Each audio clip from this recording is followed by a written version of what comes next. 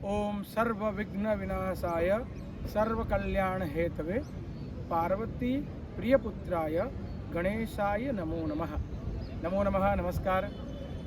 गणेश उत्सव की सबको बधाइयाँ, ढेर सारी बधाइयाँ।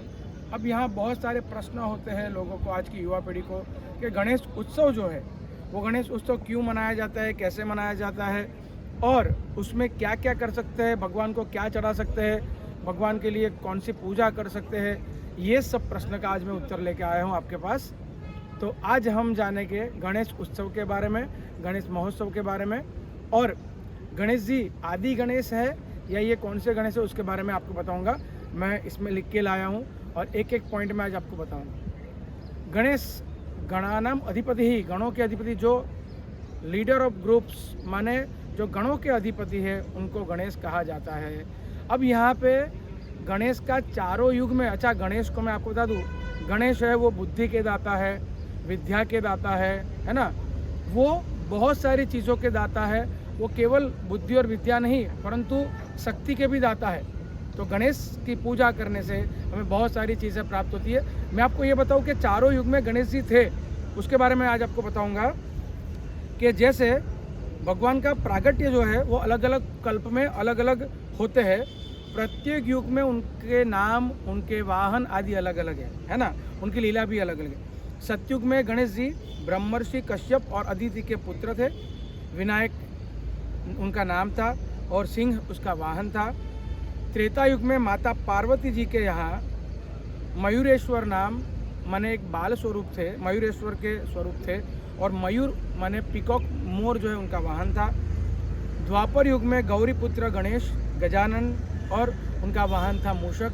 आज हम जो पूजा करें ना वो द्वापर युग के गणेश जी है। और कलयुग के अंत में गणेश जी का पुनः प्रादुर्भाव होगा।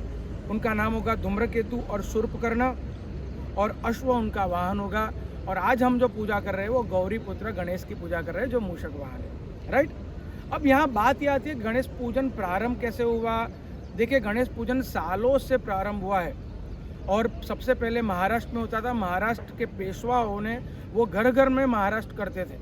महाराष्ट्र के पेशवाओं ने उसको प्रारंभ किया। और एक चीज़ मैं आपको बता दूं कि महाराष्ट्र के पेशवाओं ने उनको प्रारंभ किया और महाराष्ट्र के पेशवाओं ने क्या किया, फिर बाद में उन्होंने सोचा कि ये लोगों के लिए भी हम उपयोग करें, लोगों को भी बताएं कि ये करें। तो उन्होंने भगवान की मूर्ति को बाहर लाना शुरू किया, बाहर रखना शुरू किया, जहाँ सभी लोग, ब्राह्मण क्षत्रिय वैश्य शूद्र कोई भी हो, सभी उनके चरण स्पर्श करते थे, उनकी पूजा करते थे।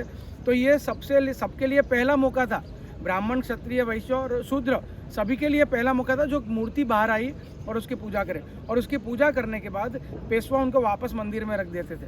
और मैं आपको बता दूं ये 10-11 दिन का क्रम है। उसके अलावा भी 21 दिन का 21 डेज का जो क्रम है भगवान की पूजा का, वो भी महाराष्ट्र में प्रचलित है। 21 दिन तक भगवान की मूर्ति रखते हैं। और एक चीज़, कई जगह कई महाराष्ट्रियन लोग होते हैं, वो लोग भगवान की मूर्ति का विसर्जन नहीं करते। वही मूर्ति, एक ही मूर्ति होती है जिसकी पूजा वो करते रहते, वो विसर्जित नहीं करते। परंतु क्या हुआ, जब पेशवाओं ने मूर्ति को बाहर लाना प्रारंभ किया तभी वहाँ के ब्राह्मणों ने बताया कि ये तब छूत अछूत बहुत ज़्यादा चल रहा था। तो इसलिए, परंतु देखिए ऐसा है, भगवान का जो मंदिर होता है वहाँ गर्भगृह होता है। गर्भगृह में जाने की परमिशन बहुत कम लोगों को होती है क्योंकि उसमें शुद्धता, सात्विकता चाहिए। अगर आप इतने शुद्ध और सात्विक है तभी आप अंदर जा सकते हैं, बाकी आप नहीं जा सकते। तो यहाँ पे भी यही क्रम था कि भगवान की मूर्ति पूजा का क्रम, जब मूर्ति को बाहर लाए थे तो वहाँ फिर उन्होंने क्या किया, पार्थिव गणेश, पार्थिव माने मिट्टी के गणेश का क्रम रखा। और मिट्टी के गणेश का क्रम रख के वहाँ मिट्टी की मूर्ति की पूजा करना शुरू किया।